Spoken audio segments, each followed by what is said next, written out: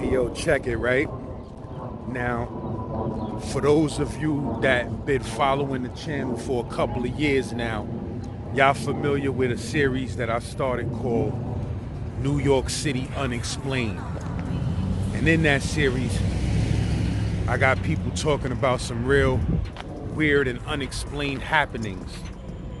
I had a couple of episodes myself, like the hag was riding my chest on Rikers Island. You could look that episode up. And the Chelsea Voodoo Man. You feel me? A lot of people was mad I called it the Voodoo Man, but that's the name of the story, the Chelsea Voodoo Man. You could look that up, St.laz. And I told y'all dudes I had one more story that was crazy, right? And I'm gonna tell this story to y'all. But first, before I begin, let it be known. I do believe in the supernatural, but I'm not one of these dudes who I'm just bugging out thinking that everything is supernatural. You feel me? Like all them corny ghost shows where they be acting like they going into the spot and they getting readings and the light is twitching, and all of that's fake and corny to me, and I don't mess with none of that. You feel what I'm saying? If that ghost story ain't coming from a serious person that's, that has no reason to be lying and no reason to be playing around, and they telling a vicious ghost tale, those are the tales that I pay attention to. If I hear a ghost story, my spidey sense can't go off and make myself think this is some bullshit. Like if somebody is telling me a ghost story or something unexplained, it gotta be official, bro. Like, I'm picking apart that story as he's telling it to me, and if it don't sound right, I ain't gonna wanna mess with it. You feel what I'm saying? With that being said, I'm just letting y'all know that I'm not the weirdo type of dude to be believing any and everything and paranoid and superstitious about every little thing. That's not me, man. You heard? Like I said, I believe in the supernatural when it makes sense. But this particular situation was real weird. And to this day, I can't explain it. So this is why this is my episode 3 of New York City Unexplained. So check it, man. I'm a big Tupac fan. Big Tupac fan. Been messing with Pac ever since Tupacalypse now. Ever since that first verse I heard him on with Digital Underground. You heard when he came out on that throne with people carrying him. Ever since I seen the bro, I was messing with Pac. You heard? When Pac got killed and all of that, it was rough. It was heavily rough on a lot of people. I spoke about this in previous episodes. You feel me? But over the years, I became like a Pacologist. Like, I listened to so many Pac records. I became like a Pacologist. Like, I really got deep into them albums and deep into that music and to that message that was in that music and that black soul that was in that music. You feel me? So my whole relationship with Pac in my mind, my whole connection with Pac in my mind was different from just a regular fan. Like, I really felt like it was no way the bro should die in vain, and that his message and his passion and his revolutionary spirit needed to continue to live on. It was deeper than just the music and stuff. You feel me? Pac was a revolutionary and basically like a martyr for us. You feel me? Hood niggas.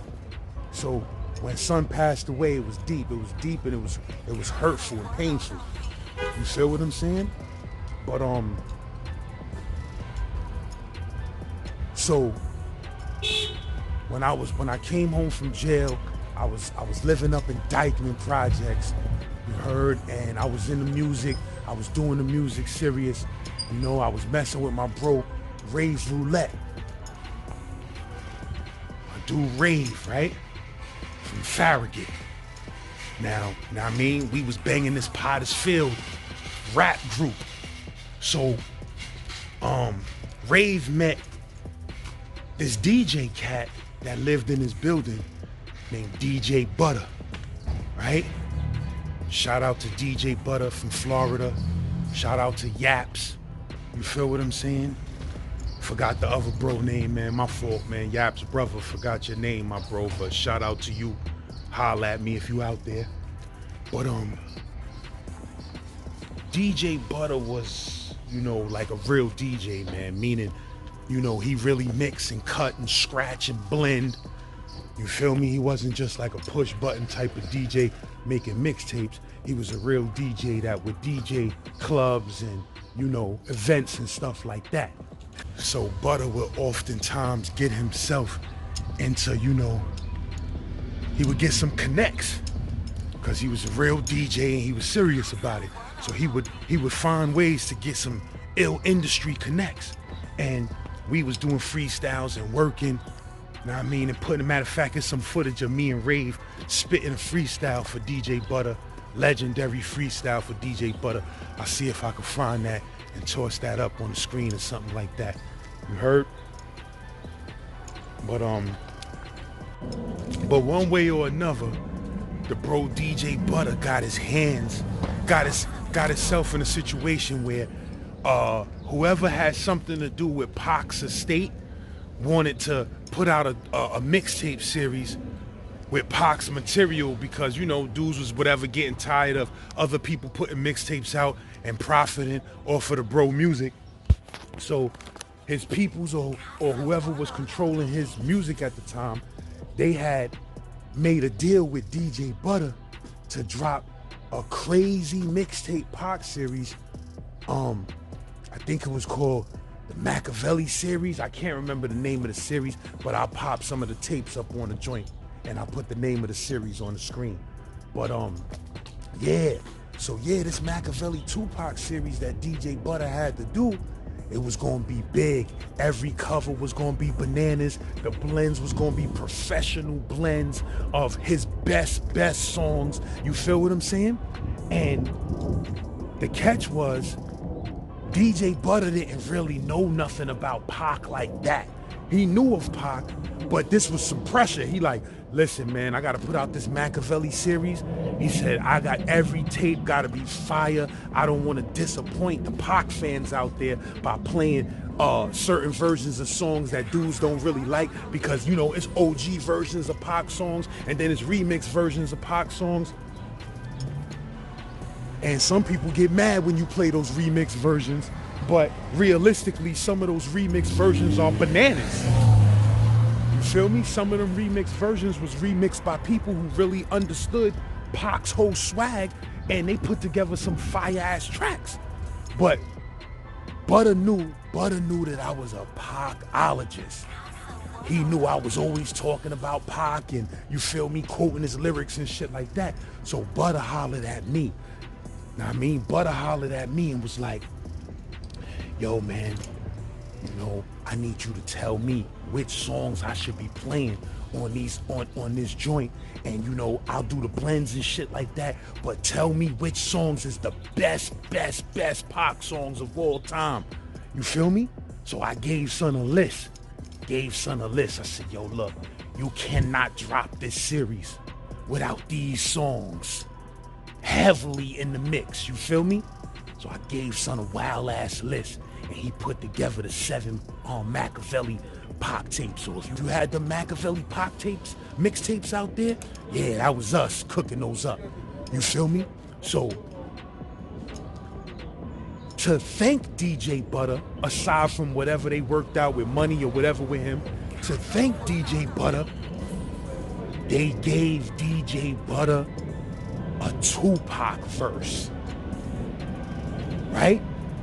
A acapella Tupac verse. They gave it to him and they told him nobody has this acapella. Now that particular verse had been on something before, right? It had been on something before, but it was from the young ass Pac.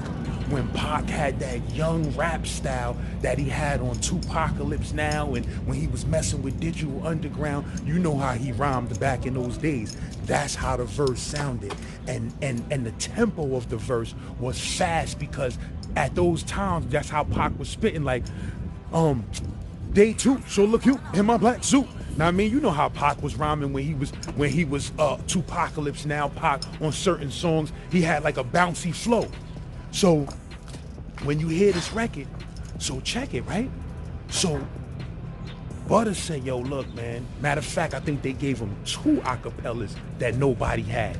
And Butter said, yo, for helping me with this tape, bro, I'm gonna give one of these acapellas to you because I know you love Pac, right? Now I was mad hyped to have the acapella, but I ain't want to jump out the window and do some song that a million Pac fans be like, nah, I heard that before, man. That's a fake song, right?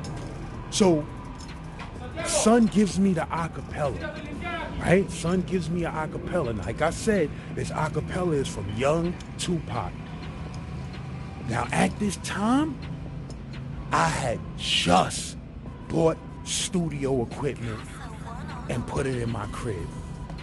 The catch was, I didn't know nothing, bro. You heard? I didn't know nothing. I bought the equipment, but I didn't know nothing about recording, mixing, none of that. I had all the equipment in my crib. I was scared to mess with it because I ain't know what I was doing.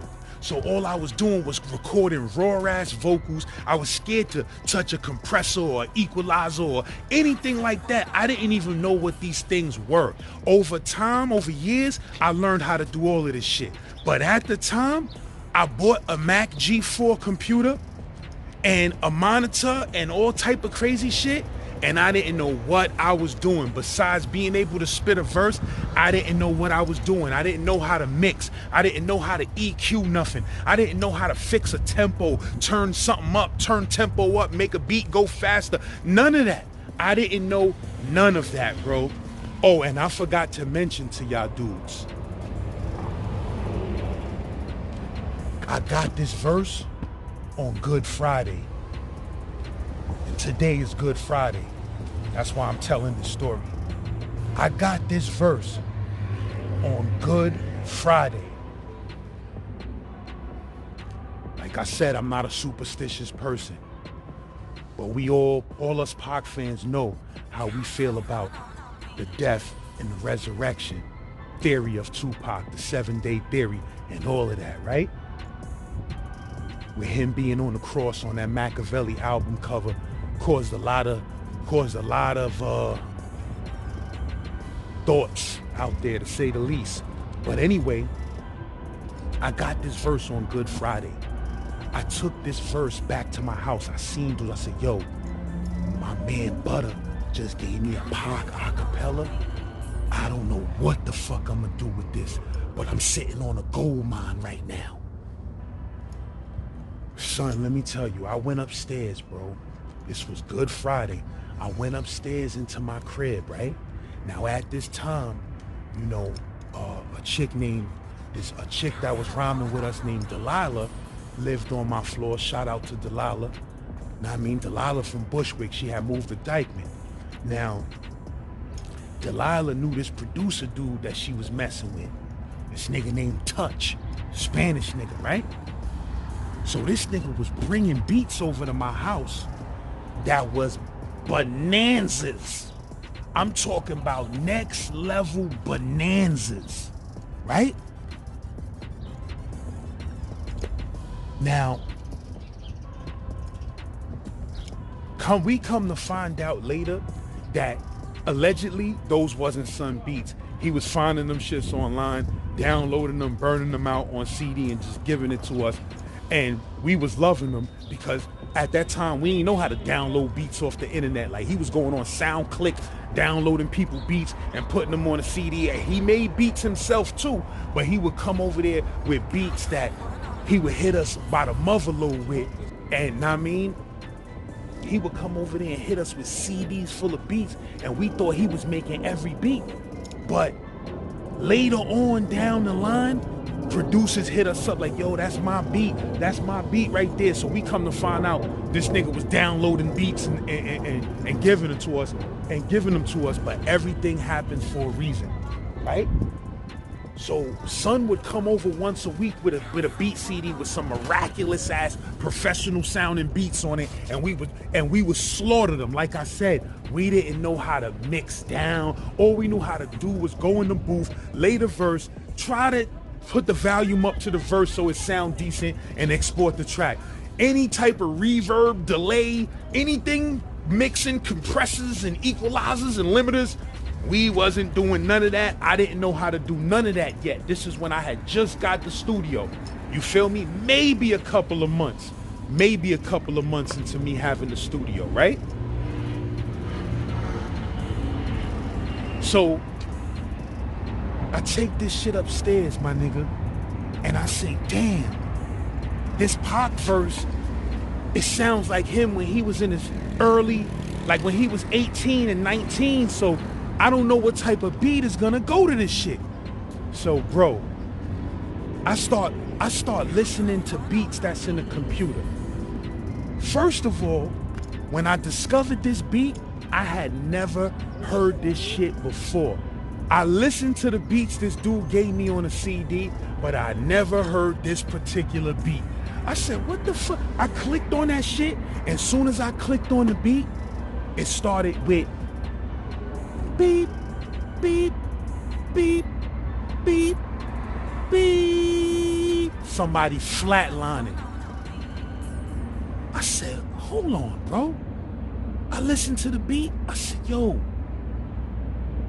Like I said, bro, I'm not superstitious, but I'm gonna let y'all know now.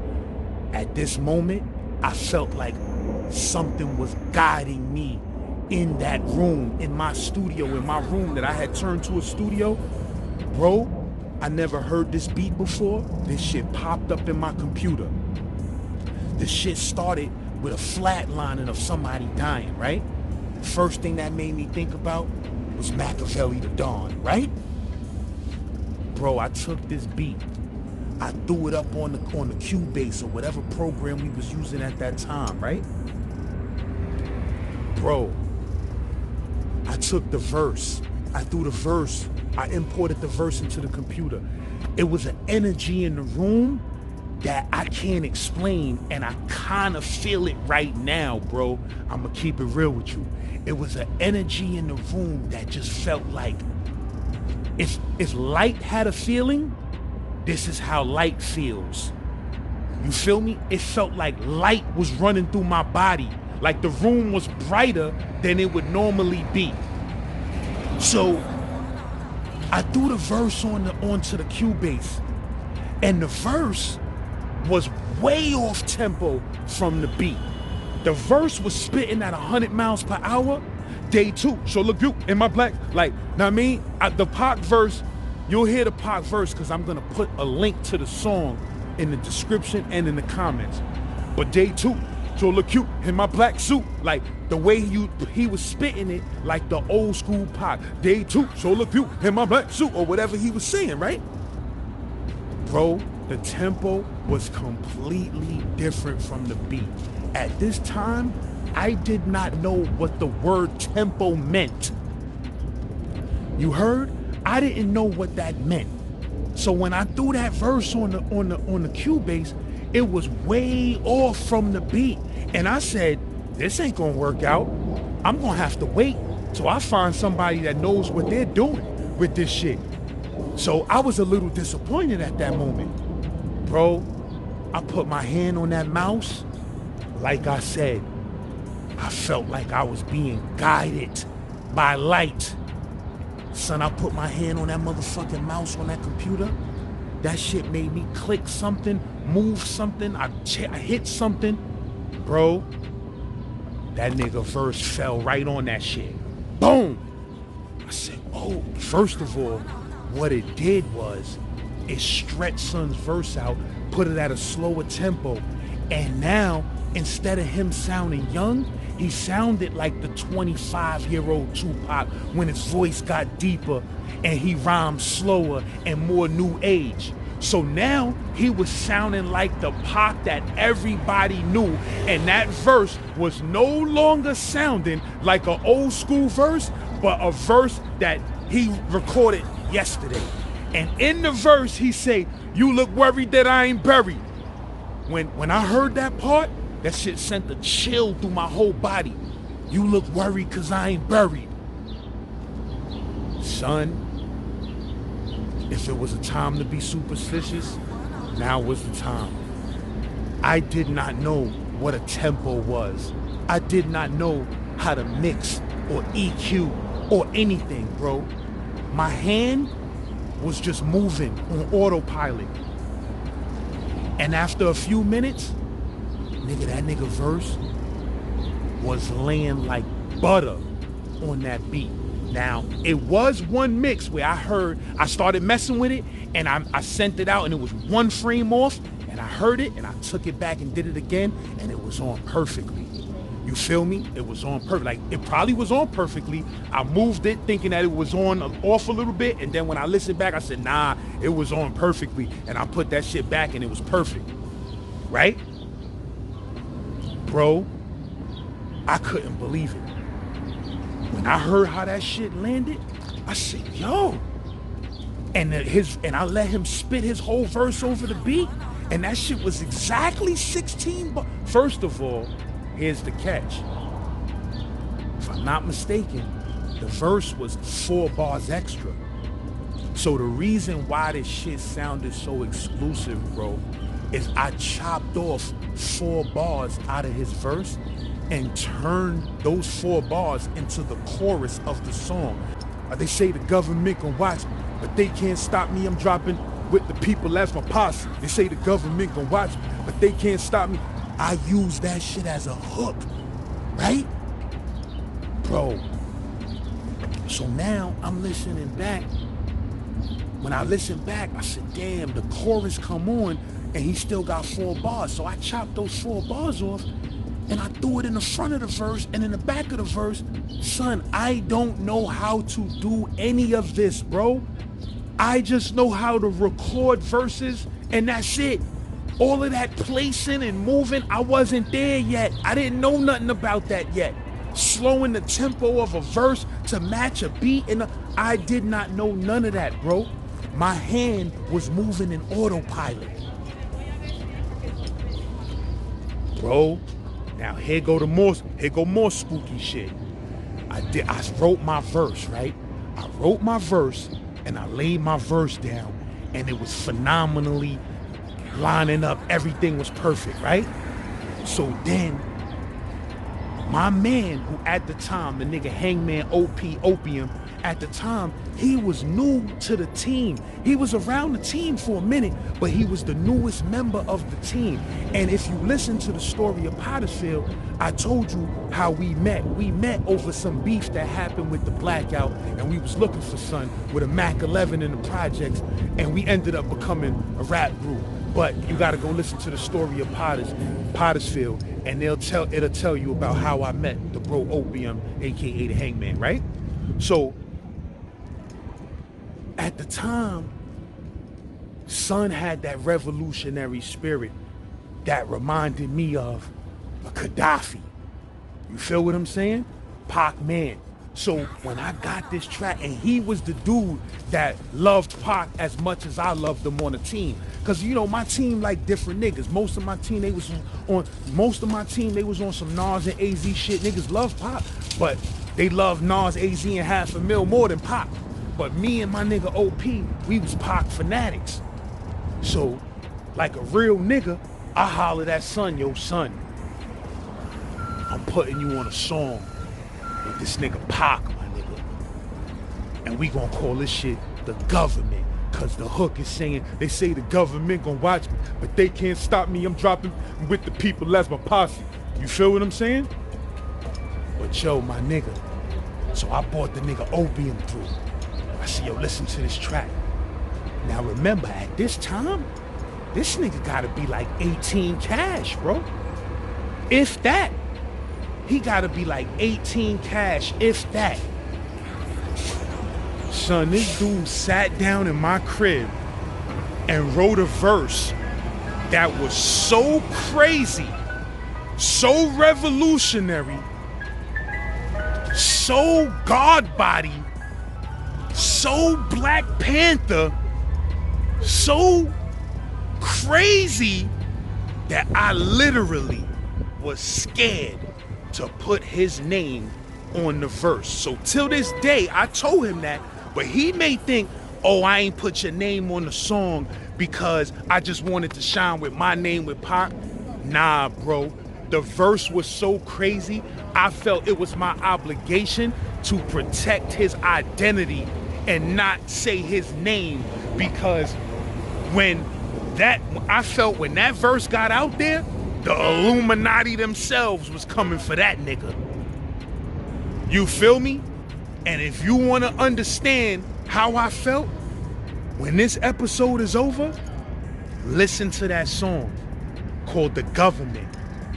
And when you put that song in on YouTube, you type in st.laz, The Government, you should see an upload that got over 1 million views on it.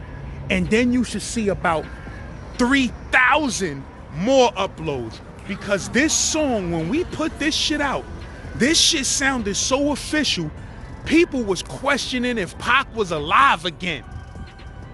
And the fans went crazy. When I say Tupac, I'm talking about real Tupac obsessed fans. They went crazy, bro. And that song was downloaded millions of times, and it ended up on major Tupac projects. You feel me? Underground Tupac projects. Google that song, Tupac, The Government, and you're always gonna hear me on the first verse and OP on the last verse. And like I said, OP spit a verse on that last verse that was so crazy, it scared me. You feel what I'm saying? So we put that song out, and to this day, people find out. They find me and they say, yo, is this the same st.laz? They say, yo, is this the same st.laz from the Tupac Government song? Yeah, bro, that's me.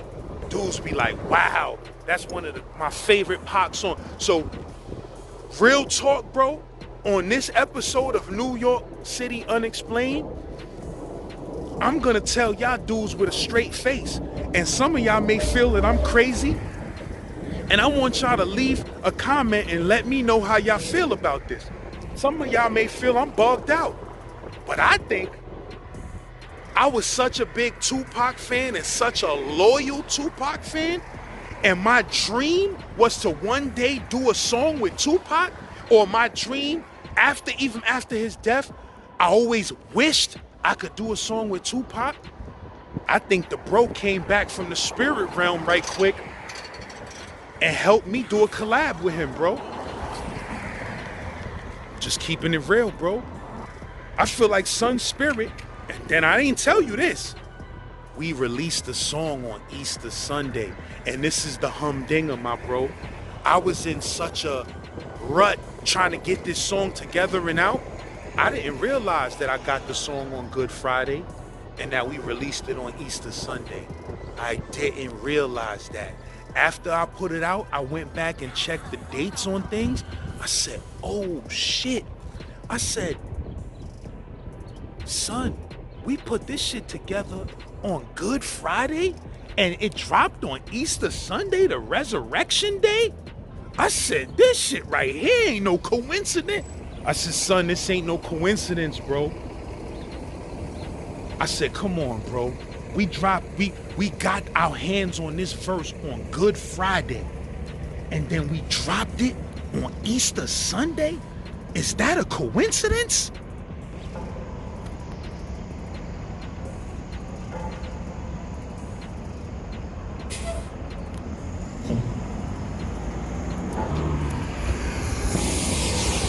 That's too much of a coincidence, bro. Let's review the facts. I got the verse on Good Friday. I did not know how to mix, change tempo, cut and paste, drag and drop. I didn't know none of that yet, bro. I was brand new to the world of recording. I put the whole song together by myself, bro. And that shit landed perfect. I found a beat that when y'all hear the beat, y'all gonna say, this beat was made for this song. You heard? I found a beat that I have never heard in my life that was in my computer.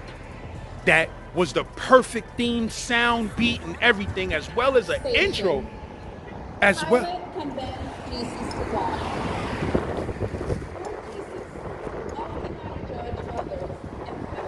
This is deep, bro. This is deep. That scared me just now. That voice was like, Jesus to die. You heard? Sounded like that voice on the Machiavelli album where it was like, God gave his one begotten son. Wow. Talk to us, Pac. Talk to us, baby. Talk to us, baby. Yo, listen. Nobody could convince me otherwise, man. My son came in the studio that day in the spirit form, guided a dude like me who ain't know nothing about nothing, and put that song together, and we got that song out. And I did a real collab with Tupac, bro. From the afterlife. That's how I feel about it. I'm sorry if I offend his family. You understand what I'm saying? I'm sorry, but it's no other way I can explain getting a verse on Good Friday, releasing it on Easter Sunday without paying attention to the dates, find a beat that I never heard in my life, mix the tempo, change everything, shit land perfectly, and I mixed the, bro, I don't know how to mix a song. That shit sound crispy. When you hear it, it sound crispy like we did it with Dr. Dre, bro. Son, I ain't know how to do none of that. There is no explanation how this song got made. And then my bro, Opium, who spit that verse, son, over years, Opium got knowledge of self messing with us. Over years, Opium got smart. Over years, Opium read a bunch of books. He was already smart, but I'm talking about on some deep revolutionary guard body shit. That came over the years of fucking with us. At the time when he wrote that verse, that nigga was an ignorant young blood nigga. He wasn't no dummy. Scholastically, he was smart, but he was a wild young blood in the projects, getting shot, doing all type of wild shit, fighting every other day. His mind wasn't on no motherfucking Illuminati and this and that. Son, secret societies, son, niggas' pens and all of that was being guided, my nigga. Niggas' pen games and all of that was being guided that particular day in that studio, bro. Opium himself will tell you, I don't know where I got those bars from, bro. I don't know what made me come so revolutionary on that craziness. Like, bars and words, vocabulary came out of son that it was an out-of-body experience. Dudes was having an out-of-body experience putting that song together, bro. You feel me? And anywhere you go, in any Tupac fan archive website, download list, you are going to find that song. And they all know that there's no explanation for that song. But everybody accepts it as an official Tupac song. And if you look it up, it's listed in the list of official, unreleased Tupac songs.